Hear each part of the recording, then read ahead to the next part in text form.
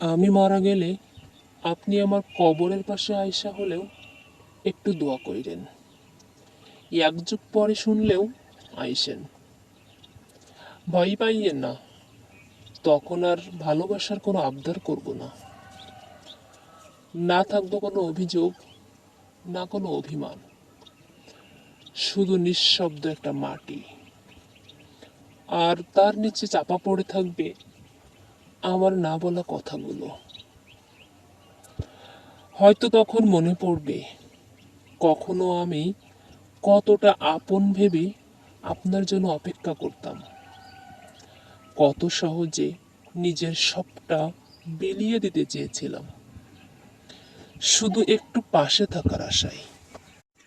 যদি কখনো আসেন, কবরের পাশে দাঁড়িয়ে একটু দোয়া কইরেন, এইটুকুই যথেষ্ট।